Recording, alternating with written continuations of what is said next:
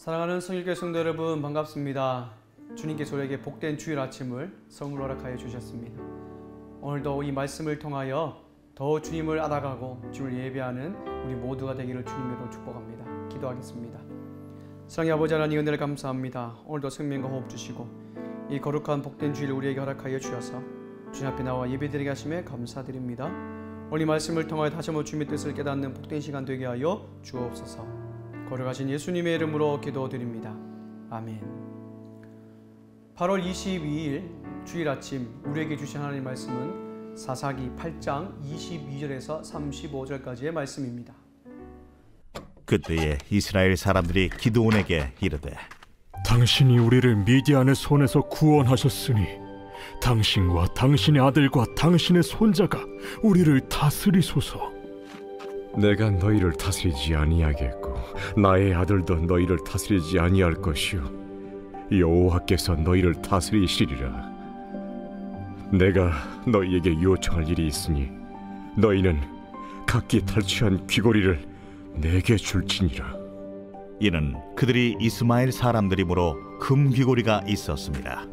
무리가 대답하되, 우리가 즐거이 드리리이다 하고 겉옷을 펴고 각기 탈취한 귀고리를 그 가운데에 던지니, 기드온이 요청한 금 귀고리의 무게가 금 1700세겔이요 그 외에 또 조승달 장식들과 폐물과 미디안 왕들이 입었던 자색 의복과 또 그 외에 그들의 낙타목에 둘렀던 사슬이 있었더라. 기드온이 그 금으로 에봇 하나를 만들어 자기의 성읍 오브라에 두었더니 온 이스라엘이 그것을 음란하게 위함으로 그것이 기드온과 그의 집의 올무가 되니라. 미디안이 이스라엘 자손 앞에 복종하여 다시는 그 머리를 들지 못하였으므로 기드온이 사는 40년 동안 그 땅이 평온하였더라. 요아스의 아들 여룹바알이 돌아가서 자기 집에 거주하였는데 기드온이 아내가 많으므로 그의 몸에서 낳은 아들이 70명이었고 세겜에 있는 그의 첩도 아들을 낳았으므로 그 이름을 아비멜렉이라 하였더라. 요아스의 아들 기드온이 나이가 많아 죽음에 아비에셀 사람의 오브라에 있는 그의 아버지 요아스의 묘실에 장사되었더라. 기드온이 이미 죽음에 이스라엘 자손이 돌아서서 바알들을 따라가 음행하였으며 또 바알 브릿을 자기들의 신으로 삼고 이스라엘 자손이 주위의 모든 원수들의 손에서 자기들을 건져내신 여호와 자기들의 하나님을 기억하지 아니하며 또 여룹바알이라 하는 기드온이 이스라엘에 베푼 모든 은혜를 따라 그의 집을 후대하지도 아니하였더라. 오늘 본문은 이스라엘의 사사인 기드온이 미디안과의 전쟁에서 승리하고 이스라엘 사람들을 미디안의 손에서 구원한 이 기드온을 왕으로 추대하는 내용입니다. 여러분, 사사기를 잘 살펴보면 이제까지 어떤 사사라도 왕으로 추대하려고 했던 적이 한 번도 없습니다. 그런데 유독 이스라엘 백성들은 오늘 본문에 보면 기드온을 왕으로 추대하려고 하죠. 이런 왜 이스라엘 사람들은 이 기드온을 왕으로 추대하려고 했을까요? 그것은 아마도 기드온이 자신들이 그동안 생각했고 꿈꿔왔던 왕의 모습과 일치했다고 생각했기 때문입니다. 이스라엘 백성들은 다른 나라 왕들처럼 배신자들을 숙청하고 적군의 왕들을 죽이고 전리품을 탈취해 행진하는 그런 왕을 꿈꿨던 것이죠. 그러니 기드온이 자신들이 생각했던 왕과 너무나 적합한 거예요.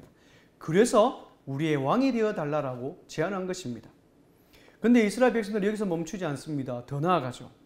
기드온 자신뿐만 아니라 기드온의 아들 그리고 그의 손자들까지도 우리의 왕이 되어 달라고 이야기를 합니다. 이것은 여러분 실로 엄청난 제안이죠. 사실 후대로 계승되는 왕위를 거절하는 것은 쉽지 않은 겁니다. 그런데 기드온은 어떻게 답변합니까?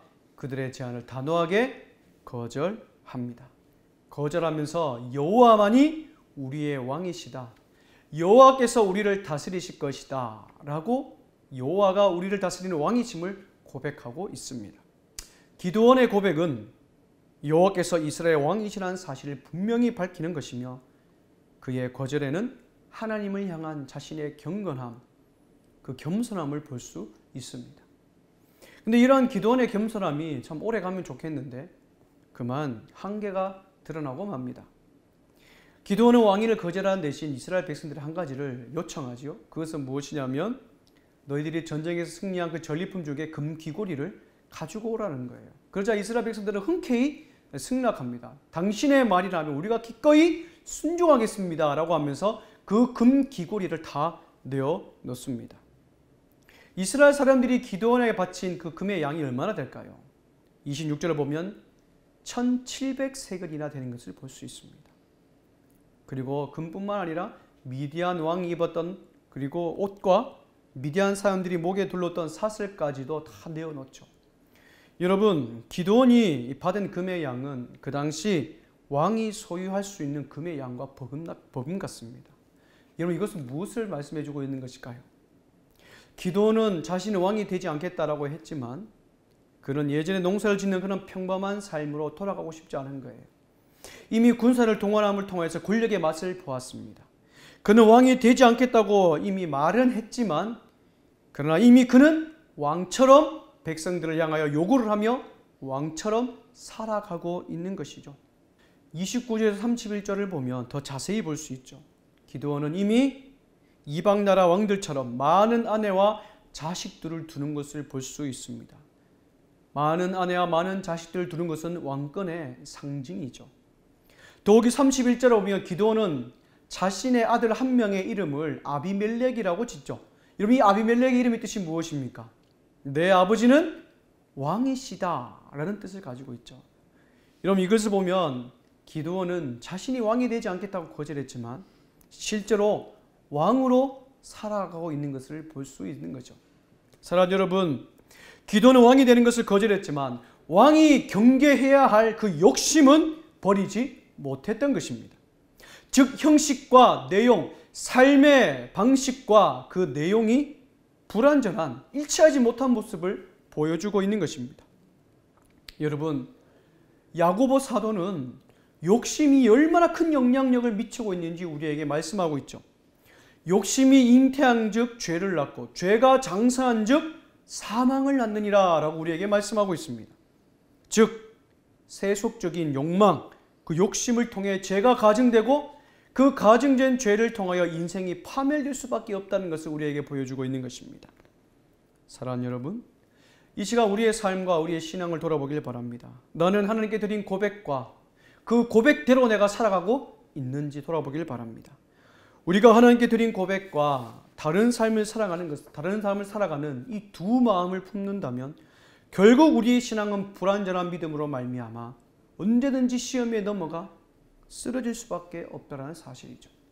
오늘 이 시간 주님께 드린 믿음의 고백대로 살아갈 수 있는 힘과 용기와 능력을 주시는 그런 하나님을 더욱 의지하시기를 주님의 이름으로 축복합니다. 이렇게 사실상 이스라엘 왕의 역량을 가진 기드온은 하나님께 묻지도 않고 백성들에게 받은 금으로 에봇을 만듭니다. 여러분, 왜 하나님께서 말씀하지 않으신 그 에봇을 만들었을까요? 그것은 많은 군주가 자신들이 섬기던 신을 만들어 권력의 상징으로 보여준 것처럼 이 기드온 또한도 승리의 표식을 뭔가 남기고 싶었던 겁니다. 여러분, 이 에봇이란 것은 제사장이 입는 옷이죠. 근데 이 기드온은 금으로 만든 그 에봇을 자신이 사는 오브라에 둡니다. 자기가 살고 있는 그 성읍에 두는 거죠. 이것은 자기가 살고 있는 그 성읍인 오브라가 이스라엘 백성의 종교의 핵심, 신앙의 중심지로 만들고 싶었던 그 욕심이 기드온 속에 있었던 것입니다. 결국 하나님께서 명령하지도 않는 그 에봇을 자신의 욕심을 위해 만든 결과가 어떻습니까? 기드온이 만든 에봇을 통하여 이스라엘 전체가 다시 우상 숭배를 하는 계기가 되어버립니다. 또한 기드온이 죽자 이스라엘 백성들은 기다렸다는 듯이 다시 하나님을 떠나 음행하며 바알을 섬기고 하나님을 잊어버리고 말죠. 기드온은 하나님의 은혜로 사사로 세움받아 이스라엘 백성들을 미디안의 손에서 건져내는 엄청난 역사를 감당했던 사람입니다.